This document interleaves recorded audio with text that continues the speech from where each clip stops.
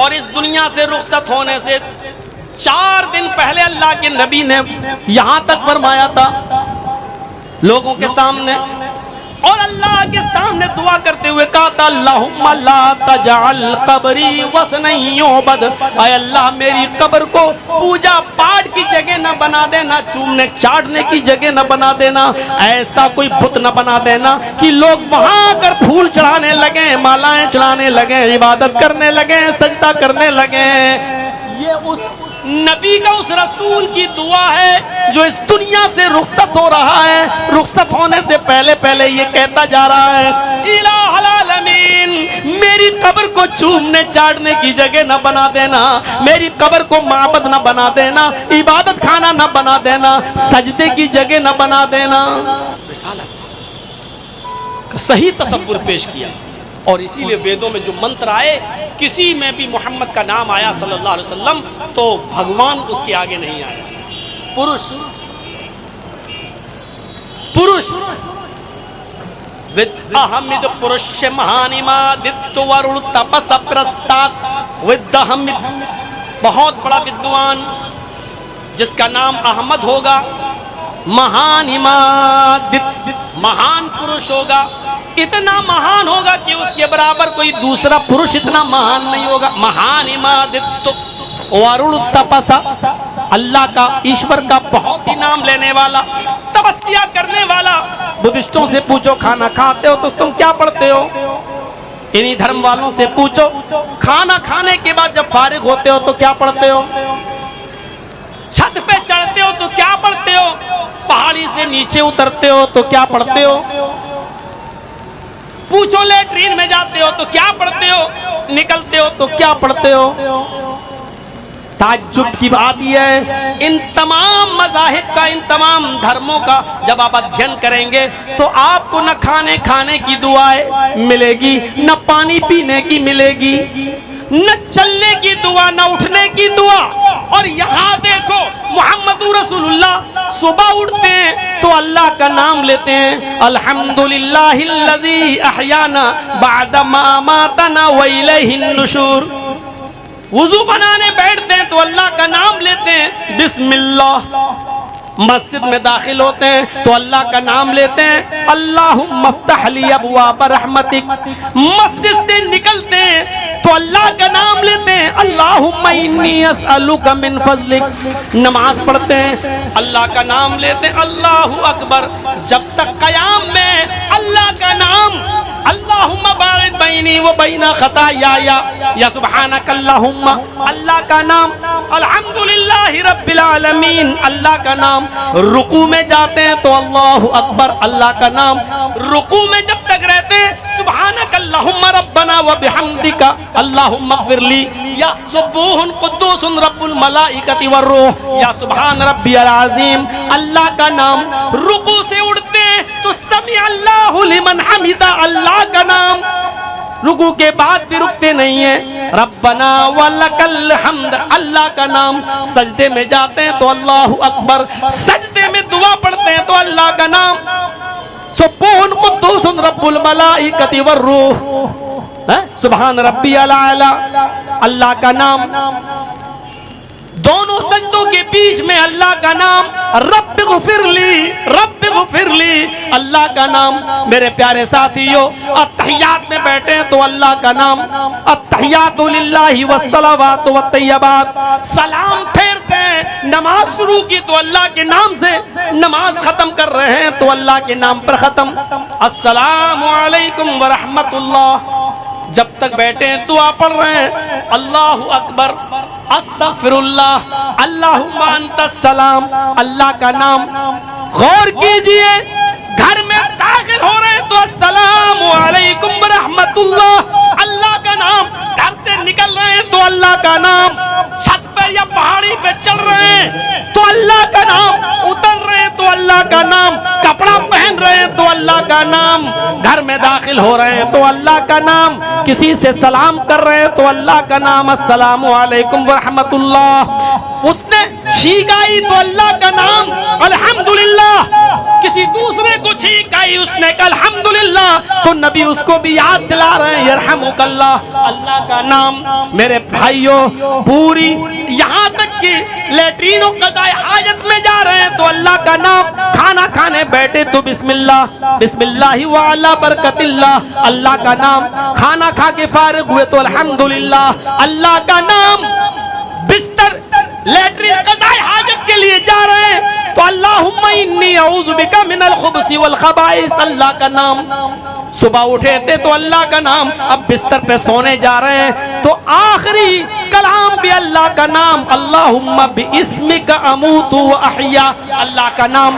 غور کرو، اٹھنا بیٹھنا لیٹنا سونا جاگنا کھانا پینا، یہاں تک کہ بیوی سے لطف اندوز ہو رہے ہیں اور بیوی کے ساتھ جمع کرنے کے لیے جا رہے ہیں تو ادھر بھی اللہ کا نام، اللہم جنبنا الشیطان و جنب الشیطان ما رزقتنا، ہم بستری کی دعا، وہاں پر بھی اللہ کا نام، کہ اللہ آج تو ہم ملنے جا رہے ہیں، اس سے اگر تو مجھے اولاد دے تو شیطان کے شر و فتن سے محفوظ رکھنا، ادھر بھی اللہ کا نام۔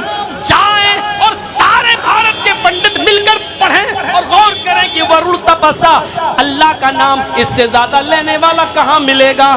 ایشور کی، اللہ کی سب سے زیادہ تپسیا کرے گا، نام لینے والا ہوگا۔ اور پھر کہا پرستاد، اسی کی کٹیا میں چلے جانا، یا نیایا سورگ میں جانے کا، پیراڈائز میں جانے کا، اس کے علاوہ کوئی دوسرا راستہ نہیں ہے، کوئی دوسرا راستہ نہیں ملے گا جنت میں جانے کا، ہے یا نیایا، خدا کی کتاب کہہ رہی ہے۔ تو رسالت کا صحیح تصور پیش کیا ہے اسلام نے۔ اسلام دین توحید ہے، اسلام دین رسالت ہے، اسلام ہی دین انسانیت ہے۔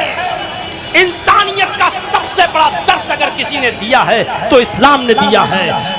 اٹھ جائیں ساری مانو ادھیکار کے لوگ اور چیختے رہیں اور چلاتے رہیں اور انسانیت اور ہیومینٹی کی داد دیتے رہیں اور لیتے رہیں، لیکن وہ اسلام کا عشر عشیر بھی نہیں ہے، 10واں تو چھوڑو 100واں حصہ بھی انسانیت کا پیش نہیں کر سکتے ہیں جو اسلام نے پیش کیا ہے، جو اسلام نے پیش کیا ہے۔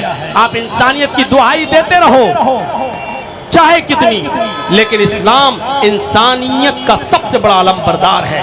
وَكَرَّمْنَا بَنِي آدم، اللہ نے یہ نہیں کہا کہ ہم نے مسلمان کو عزت دی، قرآن پڑھیے، اللہ نے کہا ہم نے آدم کے ہر بیٹے کو عزت دی۔ وَكَرَّمْنَا بَنِي آدم، ہم نے آدم کے ہر بیٹے کو مکرم بنایا، باعزت بنایا۔ بتائیے اس سے بڑی عزت اور کیا ہوگی؟ پڑھیے قرآن میں اللہ نے کہا وَكَرَّمْنَا بَنِي آدم، ہم نے آدم کے ہر بیٹے کو، چاہے وہ ہندو ہو یا مسلمان، سکھ ہو یا عیسائی، ہم نے آدم کے ہر بیٹے کو عزت دی ہے، مکرم بنایا ہے۔ وہی اسلام یہ کہتا ہے من قتل نفسا، غور کیجئے، من قتل نفسا بغیر نفس او فساد، جس نے کسی ایک منشیہ کا، کسی ایک انسان کا قتل کیا، مومن نہیں، ہندو مسلمان کی قید نہیں، جس نے کسی ایک انسان کو مارا، کسی ایک نفس کا قتل کیا، کسی ایک منشیہ کو مارا، کسی ایک انسان کو مارا، چاہے وہ ہندو ہو یا مسلمان، سکھ ہو یا عیسائی، بدھسٹ ہو یا کمیونسٹ، کوئی بھی ہو، اگر کسی نے ایک کو مارا بغیر کسی غلطی کے، بغیر فساد کے، بغیر قصور کے، اگر اس نے کسی کا قتل کیا تو وہ ایک انسان کا قتل نہیں کر رہا ہے، قتل الناس جمیعا، وہ ساری دنیا کے انسانوں کا قاتل ہے، وہ ساری دنیا کے انسانوں کو مار رہا ہے، اس نے ساری دنیا کی انسانیت کا قتل کیا ہے۔ دکھائیں ہیومن رائٹ پر بنی ہوئی کمیٹیاں، مانو ادھیکار کے لوگ پورے وشو کے، بتائیں ہمیں ایک انسان کے قتل کو پوری انسانیت کا قتل کس نے بتایا ہے؟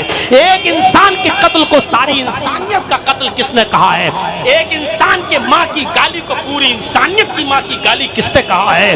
ایک انسان کو تکلیف دینے کو پوری انسانیت کا تکلیف دینے کے برابر کس نے کہا ہے؟ جواب ہوگا اسلام، جواب ہوگا قرآن، جواب ہوگا جناب محمد رسول اللہ صلی اللہ علیہ وسلم۔ اس سے بڑی انسانیت آپ کو کہیں نہیں ملے گی۔ دوسروں کے بزرگوں کا احترام مجھے دکھاؤ دنیا کی کس مذہب میں ہے؟ اتنا ہے کہ ہاں تم ہماری عزت کرو گے تو ہم تمہاری عزت کریں گے، لیکن حکم کے ساتھ مجھے بتاؤ کس مذہب نے منع کیا ہے سوائے قرآن کے، سوائے اسلام کے؟ اسلام کہتا ہے لا تسبوا الذین یدعون من دون اللہ فیسبوا اللہ عدوا بغیر علم۔ قرآن کہہ رہا ہے، اللہ فرماتا ہے کہ تم دوسرے مذہب کے ماننے والے بزرگوں کو برا مت کہو۔ آئے مسلمانوں، آئے اسلام لانے والوں، لا تسبوا الذین یدعون من دون اللہ، تم ان کو گالی مت دو جو اللہ کے علاوہ دوسروں کی عبادت کرتے ہیں، یعنی کافروں کی۔ ان کے بزرگوں کو گالی مت دو، ان کے بڑوں کو گالی مت دو۔ کیوں مت دو؟ فَيَسُبُّ اللَّهَ عدوًا، وہ تمہارے اللہ کو گالی دیں گے دشمنی میں، جہالت کی بنیاد پر، بغیر علم کے۔ تو اگر تم دوسروں کے بڑوں کو برا کہو گے اور انہوں نے جواب میں اللہ کو گالی دے دی، تو اس کا مطلب تم اپنے رب کو خود گالی دے رہے ہو، اس کا ذریعہ بن رہے ہو، اس کا سبب بن رہے ہو۔ فرمایا کہ تم دوسروں کے بزرگوں کا احترام کرو تاکہ وہ تمہارے رب کا احترام کریں، تمہارے نبی کا احترام کریں، تمہارے رسول کا احترام کریں۔ ظاہر ہے اس حکم کے ساتھ دنیا کے سارے مذہب خالی ہیں، قرآن ہی ایک ایسا مذہب ہے، قرآن ہی ایک ایسی کتاب ہے جو کہہ رہی ہے لا تسبوا الذین یدعون من دون اللہ، ان کو گالیاں مت دو جو غیر اللہ کی عبادت کرتے ہیں، جو غیر لوگوں کو پوجتے ہیں، غیر اللہ کی بھکتی کرتے ہیں۔ اگر تم ایسا کرو گے تو دشمنی میں اور بغیر علم کے وہ تمہارے رب کو گالی دیں گے، وہ تمہارے اللہ کو گالی دیں گے۔ یہ اسلام منع کرتا ہے۔ خیبر، جو جنگ خیبر ہوئی اور اس میں اللہ کے رسول نے جب خیبر کو فتح کر لیا گیا، صحابہ کرام کے ذریعے جب خیبر فتح کر لی گئی تو یہودیوں کا ایک وفد نبی اکرم کے پاس آیا۔ آپ نے کہا بولو کیا؟ کہا اللہ کے رسول میں علاقہ چھوڑ رہا ہوں۔ آپ نے کہا ٹھیک ہے، ہمارے پاس کیوں آئے ہو؟ کہا اللہ کے نبی ہم اس لیے آپ کے پاس آئے ہیں، ہمارا جو مال آپ نے لوٹا ہے، صحابہ نے لوٹا ہے، وہ تو مال غنیمت ہے، آپ کے لیے لے لیجئے۔ ہم اپنا لوٹا ہوا مال واپس لینے نہیں آئے ہیں، یہ تو جنگ کا اصول ہے، ہم جیتیں گے تو ہم مال لے لیں گے، آپ جیتیں گے تو آپ مال پر قابض ہوں گے۔ آپ ہمارے سارے مال کو لے لو، مال غنیمت میں تقسیم کر دو، مجھے کوئی اعتراض نہیں ہے، لیکن اے اللہ کے نبی ہماری ایک دھارمک کتاب ہے، ہماری ایک مذہبی کتاب ہے، تورات کے نسخے ہیں، ہمارے نبی موسیٰ پر نازل ہوئے تھے، آپ کے ساتھیوں نے ہمارے وہ کتاب کے نسخے بھی لے لیے، تورات کے نسخے بھی لوٹ لیے، وہ تورات کے نسخے بھی ان کے پاس ہیں۔ اے اللہ کے رسول ہمیں ہماری تورات کے نسخے واپس کر دیجئے، ہمیں ہماری کتاب دے دیجئے، ہمیں تورات کے نسخے واپس کر دو۔ فوراً نبی اکرم نے صحابہ کی میٹنگ بلائی، کلاس لے لی اور فرمایا کہ ان کو ان کے نسخے واپس کر دو، جو تورات ان کے نبی موسیٰ پر نازل ہوئی وہ نسخے ان کے لوٹا دو، وہ ان کے نسخے لوٹا دو۔ پھر آپ نے فرمایا کہ رات تاریک ہے، اندھیری رات ہے، اگر تمہیں یہاں سے نکلنے میں دشواری ہو رہی ہے تو ابھی رک جاؤ۔ اور آپ نے فرمایا ان تمام یہودیوں کو مسجد کے اندر ٹھہرا دو، یہ رات میں وہاں قیام کریں گے، یہ رات میں وہاں آرام کر لیں اور صبح ہوتے ہی علاقے کو چھوڑ دیں، علاقے سے نکل جائیں۔ میرے پیارے ساتھیوں، آپ نے ان یہودیوں کو اپنی مسجد میں جگہ دی، آپ نے ان یہودیوں کو اپنی مسجد میں ٹھہرایا، اور جو صحابہ نے ان کے نسخے کتاب کے تورات کے لوٹے تھے، آپ نے وہ تورات کے نسخے واپس کروائے۔ اس سے آپ سمجھ سکتے ہیں انسانیت کا اس سے بڑا علم بردار کون سا مذہب ہو سکتا ہے۔